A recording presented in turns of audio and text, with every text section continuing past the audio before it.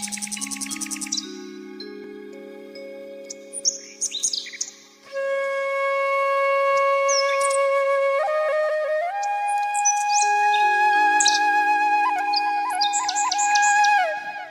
श्री राम मित्रों, आज के एपिसोड में हम रुक्मिणी हरण पर चर्चा करेंगे। रुक्मिणी विदर्भ देश के राजा भीष्मक की पुत्री थी। उसके 5 भाई थे। रुक्मिणी समकालीन राजकुमारियों में सर्वाधिक सुंदर और सुशील थी। उससे विवाह करने के लिए अनेक राजा और राजकुमार आए दिन विदर्भ देश की राजधानी की यात्रा करते रहते थे। उन दिनों कृष्ण के रूप, सौंदर्य, गुणों और पराक्रम की गाथाएं समस्त भरतखंड में गूंज रही थी। राजकुमारी रुक्मिणी अपनी किशोरावस्था से कृष्ण के संबंध में सुनती चली आई थी, इसलिए उसके मन में कृष्ण के लिए एक विशिष्ट स्थान बन गया था।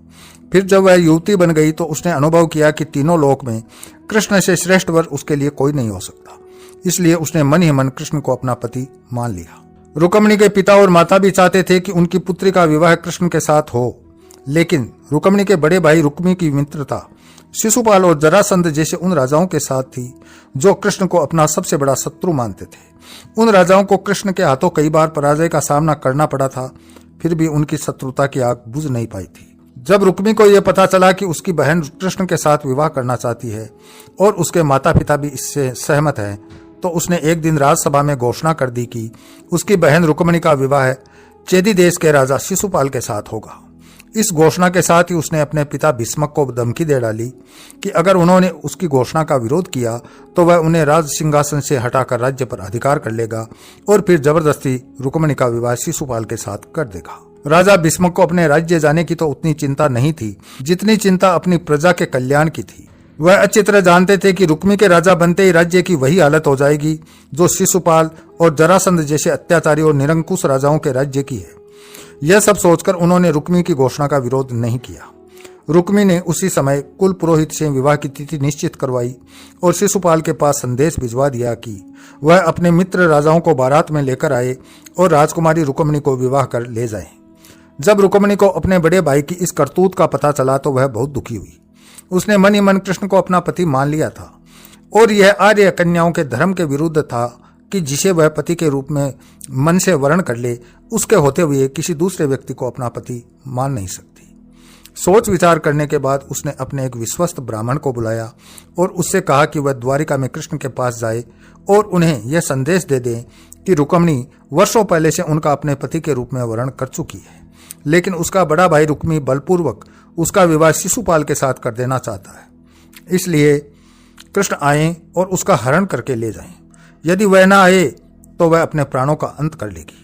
रुक्मिणी का संदेश लेकर ब्राह्मण उसी समय द्वारिका की ओर चल दिया और कुछ दिनों बाद द्वारिका में पहुंच गया। जब कृष्ण को उस ब्राह्मण द्वारा रुक्मिणी का संदेश मिला तो कृष्ण ने उसे वचन दे दिया कि भले ही शिशुपाल, जरासंध आदि राजाओं की विशाल सेनाओं से उन्हें भीषण युद्ध क्यों न करना पड़े, वह उसे उन सब के बीच से उठा लाएंगे। कृष्ण ने उसी समय अपने सारथी को रथ तैयार करने की आज्ञा दी और ब्राह्मण को साथ लेकर कुंडिनपुर, जो कि विदर्भ देश की राजधानी थी, उसकी ओर चल पड़े।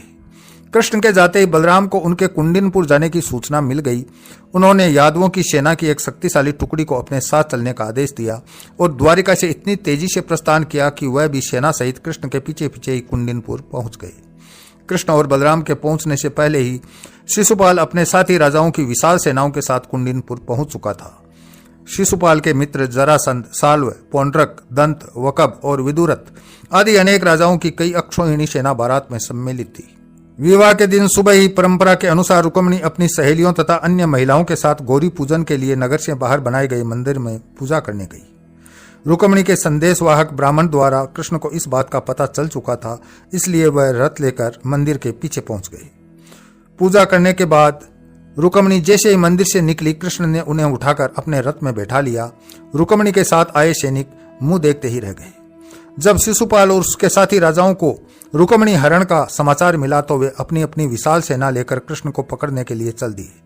रुक्मिणी का बड़ा भाई रुक्मी भी अपने चारों भाइयों अपनी सेना के साथ कृष्ण के पीछे पीछे चल दिया। नगर से कुछ दूर पहुंचे ही थे कि यादवों की सेना से उनका सामना हो गया। अपने पीछे आती हुई सेनाओं को देखते ही बलराम ने अपनी सेना को आदेश दिया कि आक्रमणकारी सेनाओं को खदेड़कर भगा दो। यादव सेना के सैनिकों ने पलटकर आक्रमणकारी सेनाओं की भीषण बाण वर्षा का उत्तर देना आरंभ कर दिया।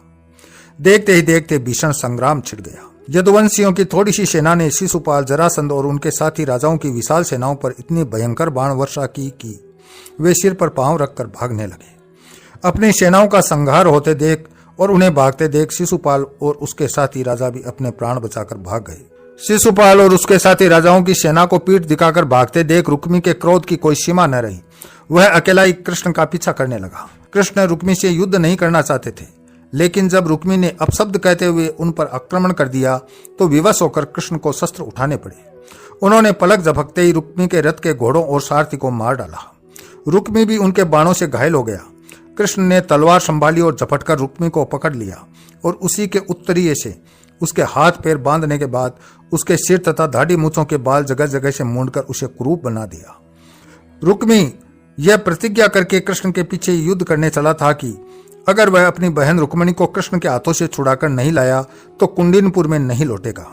बलराम के कहने पर जब कृष्ण ने उसे छोड़ दिया तो वह अपने बचे कुचे सैनिकों को लेकर एक निर्जन प्रदेश में चला गया और वहीं नया नगर बसा लिया।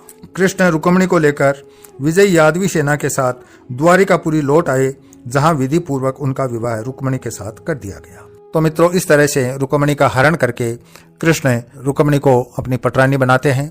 इसी के साथ मैं अपनी वाणी को विराम देता हूं। अगले वीडियो में फिर मिलते हैं, तब तक के लिए जय श्री राम।